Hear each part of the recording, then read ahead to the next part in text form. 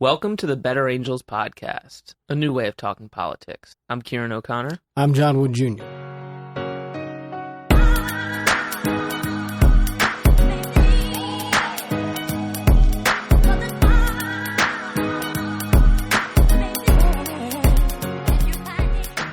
But why don't we mix it up, man? Why don't we talk a little bit about the news of the day? And I'm going to throw a little wild card at you. Gotcha. We have a very special guest today. Very special guest. He's usually behind the boards. He's always here for our podcast. But today, we're bringing him on the mic. The man behind the curtain, the Wizard of Oz himself, the great and powerful Mike Casentini. Well, first of all, I want to thank you both. You guys are both amazing. You're probably the best people I've ever met. In fact, you are the best people that I've ever met in my life. I absolutely love you. We have grown a friendship, a love. You send me love letters. They're big letters. You, Kim, all of the guys, we love each other. How are you guys? What's going on? Doing good, man. Yeah. Doing good. That never gets old. Thank you for having me. Yeah, absolutely. No, it does not. It does not get old. We could just have an impression battle back and forth. I do a reasonable Barack Obama. You mean a John Wood Jr.? Well, I have been accused of being a bit Obama-esque in my syncopation sometimes. Well, the American people. He always did that, you know. He always the American people. American people. Everything was like. I also fancy a Ronald Reagan time to time, and there I go again. Well, I don't recall. See, this man is professional. We should mention that Mike is a stand-up comedian, so he's got a bit of an edge on us. But yeah, man, good to have you on the mic, real quick, brother. So yeah. So Mike, I've got a question for you, man. As long as you are here with us, in terms of an internal sort of psychological window here. So you know about our work at Better Angels. You've heard us talk about it, and our work focuses on bringing people together, getting folks to sort of be able to have a window into one another's experiences, pull out the best in each other. And for a lot of folks, it's a bit of an antidote to the cynicism and the pessimism of the mainstream political conversation and, kind of a more constructive way of engaging politics. How do you engage politics? I mean, do you consume a lot of cable news? You listen to talk radio? What does it do to your blood pressure, tracking the political conversation? What does it do to the blood pressure? Oh, that's a loaded one. I mean, at this point, I'm highly anxious, disappointed, confused. I grew up a capitalist. I have ran businesses my whole life, and I appreciate what America has to offer us if we, as citizens, decide to take on the task of striving for greatness and committing to an idea and follow through with it with hard work and diligence. And if you do that, you can be rewarded. And the thing that I have found, I'm 43 years old now, and not an old guy, but not a young guy anymore. And I've been voting my entire life. When I became 18, I found it to be a pride, to have that opportunity. I think everybody should do that, and if they don't, they're missing something very great about this nation. But I'm a voting Democrat. I'm a fiscally conservative liberal, which is, for lack of a better way of thinking about it, is a super moderate, left-leaning moderate. Right. But, it saddens me today, the polarization. I mean, even right now when we're, watching on the news, and I consume television on all the cable, 24/7 cable stuff. I watch that to just get a surface play. And to see what's happening in real time, because there's a lot of talk, there's a lot of, things that happen, breaking news and stuff like that you can capture. So we here at the studio have, CNN, MSNBC, and even Fox. I usually watch Fox later in the day with Hannity and Ingram and all them, just to see with some Jack Daniels. Yeah, just to see what the heck's coming out of those holes.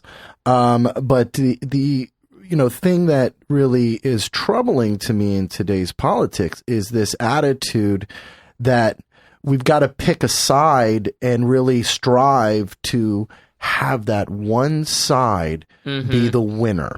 And support whatever that side believes in, even if you don't even agree with it. Right. And the thing is that, you may be a liberal and you may be a conservative. And the beautiful thing is that there has to always be that. There cannot be just a government run by one party. To that extent, we can't all you wouldn't want to go out there in a mission if you're a liberal and say, I must like a witness, I must convert everybody to this one cult, right. Because that just breaks everything that we've worked towards. There needs to be differing opinions. There needs to be compromise. There needs to be a coming together in a bipartisan way to vote on things that make sense for people who are conservative and people who are liberals. And without that, we are broken. And it's, it drives me crazy to see, how far the far lefters, the Bernies, the AOCs, these folks who are really leaning into this sort of more, and I hate using the word socialist attitude, but it's like they're going to this place that's not, necessarily rooted in both mathematics and, the ability to sort of achieve it without having a serious infrastructure conversation. We talk about this is where the Reds start clapping, by the way. Yeah, I mean, it's really true. It's like I'm not against having healthcare not only be affordable, and in some instances, there is Medicaid for those people who are below a certain poverty line. There is healthcare that is government assisted. There's Medicare, but the reality is that nothing in life is free. You know what I mean? And if we are going to arrive at things that may come close to that, well, we better freaking put together an action plan that gets people to want to be, I don't know, doctors, lawyers. Right now, we have more people wanting to be television doctors than real doctors. And if we're going to ever have a system that's free healthcare for everybody, well, we better stop, poo-pooing on immigration when at the same time, and I might be just throwing out a ballpark number here, but 75% plus of nurses come from the Philippines. Do you know what I mean? Yeah. It's kind of like we don't want to pick the fruit. We don't want to do the dirty jobs, but we're going to be angry at immigration. It's nuts. Yeah, right. I saw a meme on Twitter that had showed a picture of Darth Vader campaigning for office up at the podium. And he said something along the lines of, I'm going to create jobs by building a giant Death Star and hiring people to make it. And Nick Gillespie from Reason.com, sort of a libertarian publication, he retweeted it saying, so basically just like every other politician. And it is funny because I think that we tend as voters to get excited about the idea of cutting taxes, particularly on ourselves, and investing in programs that that give us various benefits and so forth. But the things that are difficult to do are the things that require us to make sacrifices and generate massive consensus and so forth. And so, if we're talking about, say, climate change, if you believe, as I think most Americans do, and many people on the right, of course, are skeptical, but if you believe that man-made climate change is not only something that is a tremendous problem, but it's also something that we have the ability to impact, you can talk about solutions all day long, but if you're not able to get the American people on board with it, then nothing's ever going to move. Same thing with policies related to gun violence, same thing with policies related to tapering down the debt or reforming entitlements. And so the thing that always gets me is that you always have these political candidates who have plans for the problems themselves, but the viability of any of the plans rests ultimately upon our ability to create consensus around a solution, and that depends on our ability to have a reasonable conversation as an American people. Right? But I do think there's a significant disconnect sometimes between people in Washington and the people when it comes to broad consensus. So, for example, you mentioned gun safety, gun control, gun rights, however you want to define it, depending on your position. Right. So, last I heard, 90% of Americans, including a majority of Republicans, support universal background checks. Right. And during Barack Obama's second term, in the aftermath of the Sandy atrocity, they tried to bring legislation that would do just that, universal background checks. Unfortunately, Republicans in the Senate, some would argue because of pressure from the NRA, whatever it was, simply blocked it. And I'm sure there are instances of that same thing happening on the left, when they controlled the Senate. But I think in those instances, it can be tough for people not to get frustrated and polarized because they say, well, here's an issue that actually we all agree on, but one party or the other party is simply blocking it, and potentially because of the way our democracy is structured, we can't vote them out of office. What would you say to that, Mike? I mean, you know, there is a issue with the lobbying. You know, it's sort of this ugly double-edged sword where it has to happen, but it needs, the money needs to come out of it, if you will. You know what I mean? Because we do have, lobbying for all sorts of things, the pharmaceutical industry, the guns folks, all these different things. And, it's all related to money and the industries behind them. And, the people who have the ability to make the law, they sit there and really forecast or future think the impact to their own positions in campaigns. And that's why I think we got to put, a cap on how many years, people can stay in those positions. You know what I mean? Because right now, when we've got folks that are 30 and 40 years a senator and a congressman, it's therein lies, I think, the problem. There needs to be more of a cycle there so that people aren't making decisions based on, will they have that job in 2 years? Well, one reform that is related to that problem is one that I remarked upon in one of my earlier journalogues, and I don't know if anything is coming of this or not, but Alexandria Ocasio-Cortez and Ted Cruz signaled that they might be willing to work together on passing a bill that would bar members of Congress from serving as lobbyists after their time in office is done. And pretty clear logic to that, I think. I mean, just sort of to your point, Ciaran, I think that many of us feel that on the right and the left, that our government is sort of held hostage by special interests upon whose favor largesse members of Congress and other office holders have to essentially rely in order to be able to keep their position, which is tough enough. But then when you have members of Congress leaving their positions, but then using their access in order to strengthen the influence of said interest groups after their time in government is done, it does sort of seem to preserve this sense we have of our representative democracy becoming something of an oligarchical sort of system where, I guess, and whether you're conservative or progressive, the feeling is that you've got these massive corporate interests that buy the government, or maybe the government, co-ops these corporate interests. You can frame it one way or another, but the basic problem, I think, seems to be the same. Mike, would you get on board with the bill like that, though, or do you think that the idea of preventing members of Congress from being lobbyists is something that infringes upon our freedom in an undue sort of way? I think you got to pick your position and just do that. It's not this idea of becoming a part of the political system from the standpoint of representation to then that of the K Street. I don't like that jump. I think that you're either one or the other. Pick it, and that's it. If you want to go to K Street, go do that. And it goes both ways. I mean, you have a lot of times the folks who are getting appointed to high level positions are folks who are coming out of the private sector. I mean, if you look at Scott Pruitt or the current EPA chief, they sort of came directly out of that world. Or Steve Mnuchin used to work for Goldman Sachs. So it is really like a revolving door.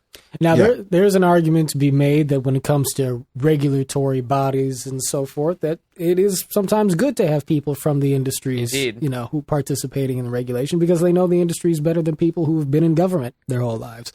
But yeah, it's a tough balance to be thought. I think that the thing that I jump back to is the importance of consolidating the power of the American people, ultimately, to balance out the influence of the, of the moneyed interests and so forth. And Mike, you said a minute ago that, people have the right to lobby, and really you need that, and I agree with that. I think that lobbying is a part of speech. But the problem is when we find ourselves in a situation to where you have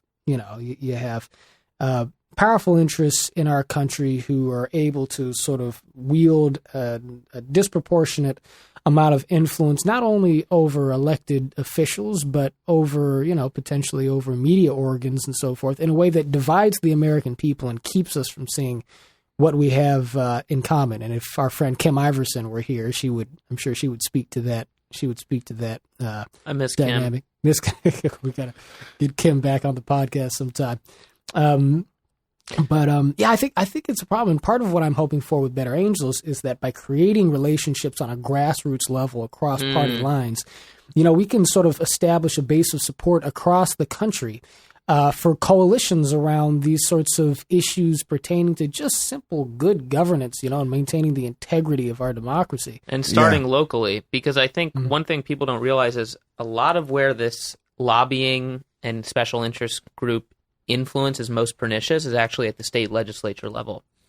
Because there are groups like ALEC and others and, folks on the left too, and they're essentially sending model legislation to state legislators, and they basically just take it from the special interest group, copy and paste it into the bill, and there it is. Right. And so I think we have Better Angels alliances on the ground. I know some of them are, concerned about the influence of money and special interests in politics at the local level. I think this could be a great place to start. Yeah, right. Well, I mean, I used to like arguing. I think you still do. Well, I do enjoy it and embrace it, but I used to really like arguing with my conservative friends. And it's nice, John, that you are capable. When we sat down and had lunch and we were chatting it up, we were able to talk about things and have opinion, and that's so vital. It's such an important thing. But what saddens me now is, and I gotta blame, sort of the talk radio guys and Fox, just listening to Hannity.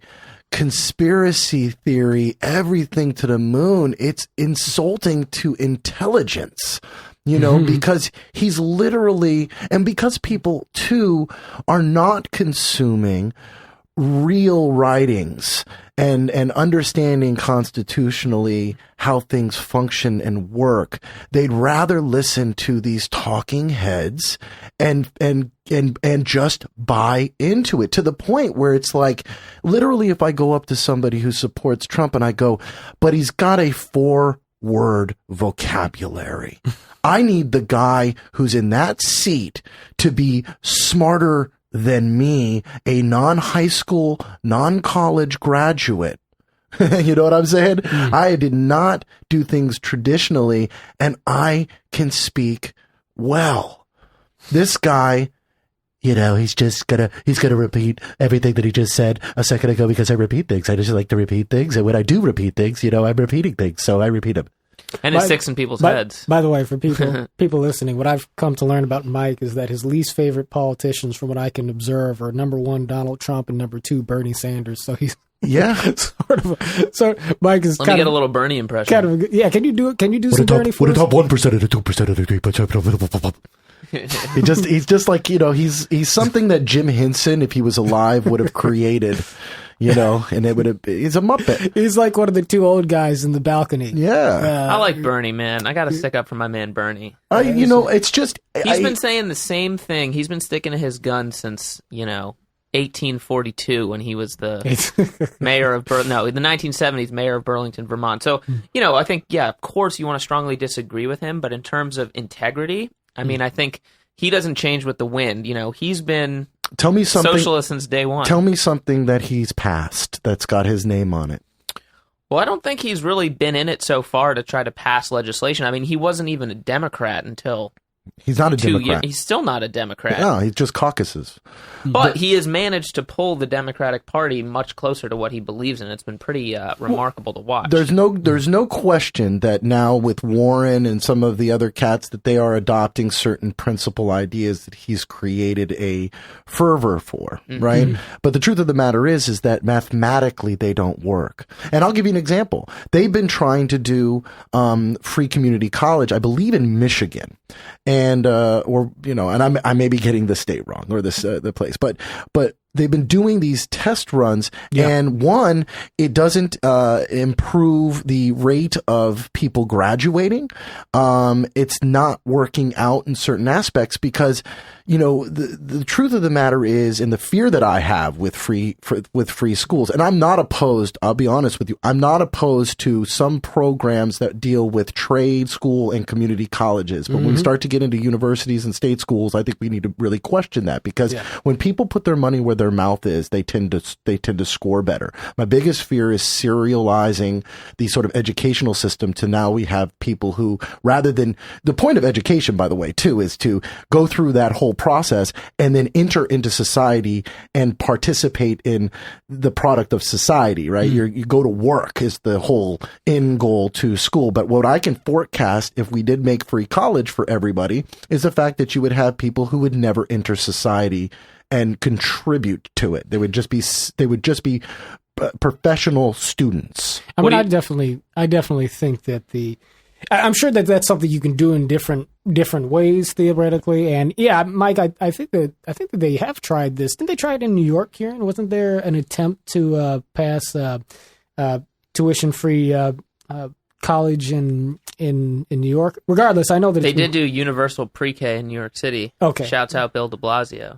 There you go. He's apparently running for president. I don't know. Listen, I'm all for also public schools to the extent of K through 12. I mean, and having some programs built in and encouraging our businesses to sort of subsidize the programs, and maybe even this is one of the plans that I've had for a long time is really create a robust, adequate public school system where the idea coming out of 12th grade is that you actually will go through a trade school type program or an internship for the next 4 years prior to entering an advanced college scenario. Get the business that you work for in an internship or in a capacity like that to help subsidize the cost of them going to college and clearly lower the cost of college. I mean, clearly give people the opportunity to go to file for bankruptcy or get the debts out of their face, because that is, it saddens me to know that people right now are sitting with hundreds of thousands of dollars in debt. Yeah. I mean, I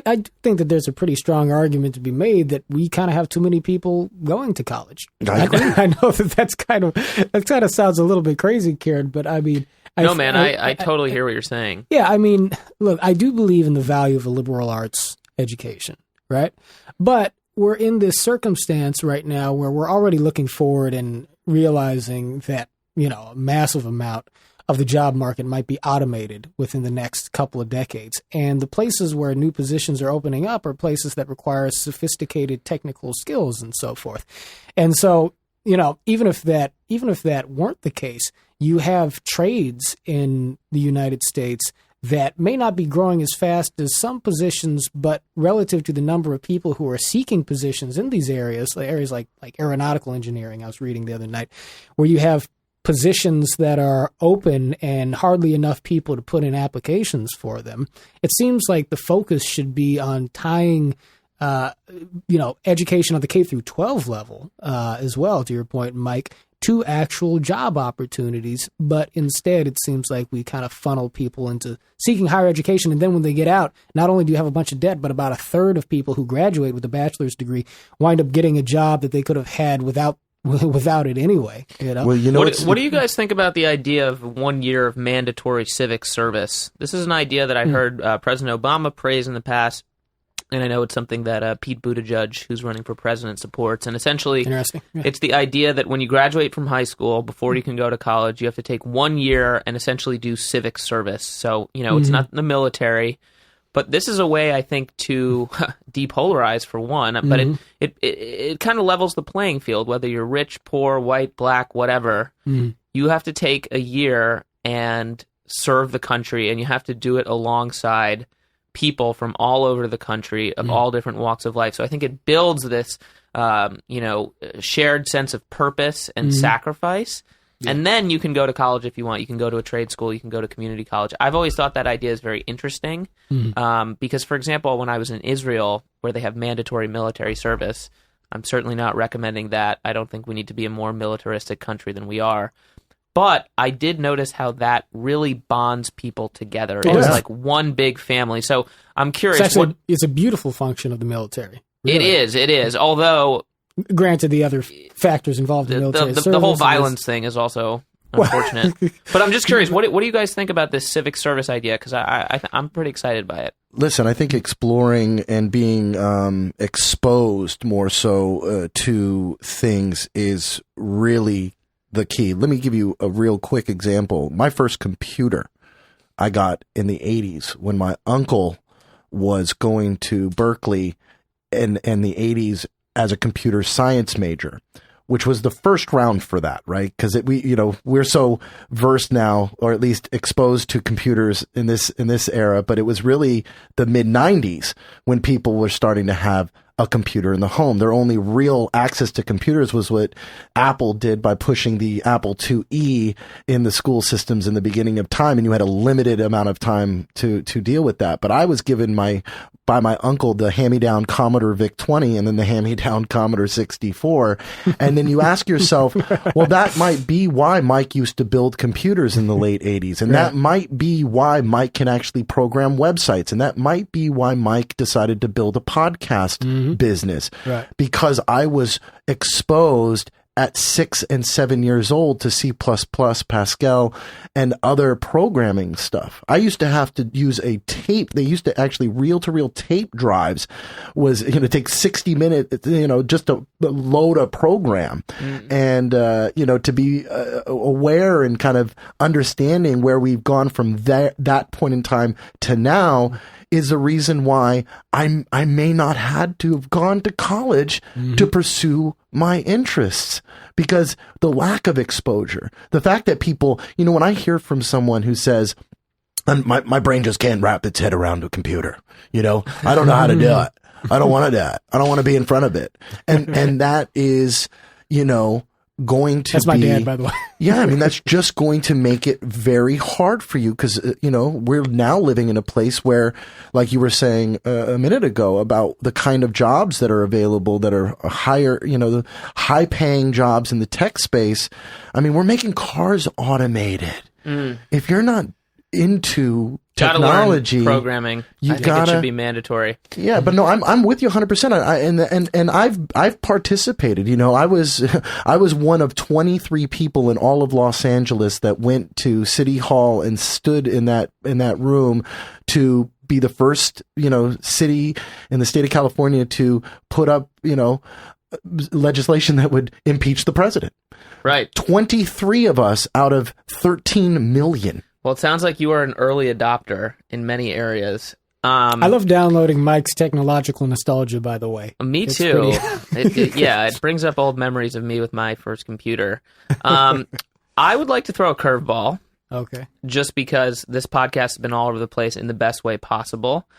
And I think, Forever is still listening to us. I very much appreciate it. And I want to just throw a curveball. I want to talk about reparations. Oh God! Oh, here we go. How are you going to do that in the last? We're going to go from the last 5 minutes. The old gateway computer. Well, we'll take our time if we want, or we can save it for another episode. But let me just say this about it.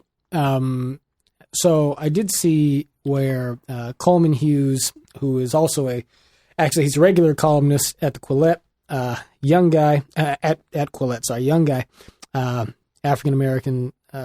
Fellow, leans left, but is very much a critic of identity politics and so forth. He testified on Capitol Hill against reparations opposite the writer Ta-Nehisi Coates, author of, I think, was it Between the World and Me? And writer for The Atlantic and many other accolades beside, I believe, who testified in favor of reparations. And for myself, being a person who has made a point of studying the impact of, well, just sort of studying African-American history, broadly speaking, and who's thought a great deal about the sort of reverberating effect of slavery on the progression of Black culture and the Black social and political experience and so forth. I do think that as a matter of principle, as a society, I think that we ought to be committed to investing in the uplifting of the Black community as a reflection of the fact that there are historic injustices, I think, that have kind of yielded a circumstance in our current day wherein there's not just, general inequality on the level of income, but just significant structural and psychological ways in which the Black community, I think, is sort of disadvantaged in a serious way. But on the other hand, I don't think that those efforts can come at the expense of a real kind of firm reckoning within the Black community and more broadly speaking, that at the end of the day, there needs to be a focus on the agency and the power of the individual and the family and the local community to transcend and to overcome the obstacles that history may have put in our way. So where does reparations come in that analysis? For me, I think that I have a great deal of sympathy with the idea of reparations in principle, but I think that there needs to be a real reckoning with the application of a policy like that. And I don't want to get too much more specific than that in the limited amount of time that we have here, but it might be cool, Brother Coleman Hughes, if you're listening to this by any chance, it might be cool to get you on the podcast, good sir, and maybe we'll send a message to Coleman to see if that's something. Ta-Nehisi, too. I know you're a busy man, but... Yeah, shout out to I heard what they were going to do is give you 40 anchors and a stool. 40 anchors. No, it's. I don't think that'd be too useful. No. To me, it's a weird conversation because the amount of we have a lot of shows here that are operated by groups of Black people who come in and talk about this idea that they're micro picking, this thing that they've got to be descendants of this place and not from these other places. And I see Black people arguing about who gets the right and the DNA strand. And we had a show that came in talking about, coding Black people and the scary aspect of that world because everybody's signing up for 23andMe and everybody's doing all this stuff and people don't really want to know per se where their origin is because everybody wants it to be those descendants who came off boats that were brought here specifically to do the work. And so it's an ugly conversation. But what I did hear, and I forget the sort of straight facts of it, but they're still paying out reparations for Civil War people. So there is, obviously what we've done with Native Americans, which, look at that sad story, right? I mean, literally you've got, these lands that were not the original lands. They're sort of subjugated to a land that someone, in a state deems prudent for them to have, sort of, rights to, and it's never the nicest part, you know what I mean? It's always like a holy cow, this is where we're staying. And then it's like, and then you can put your casino on there and freaking, there you go. You know what I mean? And I don't believe that the chiefs of tribes were thinking, well, that's exactly what we want. Right. You know what I mean? And I'm afraid of, the sort of insult that we will probably create in the process of it all. But I mean, I totally disagree with McConnell and folks on the right who just are like, nobody's alive that's been a part of that thing. When just the other day we had people with torches going, Jews will not replace us. Right. You know what I mean? Shit's not changed. So, Mike, you've now listened to me and John, or John and I should say, pontificate, talk, charm, repel, depending on your reaction to what we talk about. You've now listened to us for the past few months. You got any questions for us? Oh, wow, that's get me on the spot for that. Right. Yeah, I mean, what is a perfect world scenario when we know that there has to be differing of opinion and bipartisanship and politics? Where is the perfect world line? Well, there's no such thing as a perfect world except in our imaginations, and I think it's important to try and imagine it because we need to. That gives us something to strive for, right? But I think that when we come to a place to where we're able to sort of embody what Gandhi might have referred to as, or what at least is sort of the Gandhian concept of constructive nonviolence, wherein we are able to build communities on the premise that there is innate human dignity and worth in every individual, which is obviously what Martin Luther King Jr. believed and what he exemplified in his nonviolent philosophy of activism, that when we get to the point where we've mastered that, where we have learned to treat each other with dignity and respect, that we would then kind of have the boundary lines within which we could engage each other's differing opinions and kind of make the best of whatever the consensus ultimately happens to be, so that, in my ideal society, it's probably not one in which everybody winds up agreeing about everything, because frankly, that gets a little bit dull. I mean, Mike, you made the point earlier that you kind of miss being able to disagree in a way that's kind of like constructive and, fun and engaging and so forth. I mean, that's part of the creative process. Like, friction and disagreement is not even a bad thing. It's dynamic tension. Yeah, exactly. So when we get to a point to where our differences become constructive and dynamic as opposed to destructive and stagnant, which they are, right? It's not even just that we disagree today, but we disagree in like intellectually boring ways, I think, because nobody ever moves. Or if you do move, you suddenly don't have a political home to stand on anymore. Then you're out in the minefield. Yeah, exactly. I mean, when we can get to the point to where, we can disagree passionately but love each other in a in an equally kind of fervent and committed way, then we've got the type of society, or then we're moving towards the beloved community that Dr. King spoke of and that I believe in. That's the more perfect union that I think we want to see. So the 60 seconds or so that I had and went over. Preach. That's the best answer I can give. Yeah, I would basically say what John said. I think that's a good place to end. Mike, we really appreciate you coming on. I think you lend a unique perspective, and one that I think our listeners will appreciate. Can we get you back on, Mike? Are you going to be here next time we come around? I don't go anywhere. And can you send us out as our president might? Well, first of all, let me explain something. First of all, I need to know if you're an American citizen or not. I need to know if you're an American citizen or not, and if you are an American citizen, then great. If you're not an American citizen, then not great. And so there you go. And there you have it. Tune in next week. John and I are going to be interviewing Bill Kristol.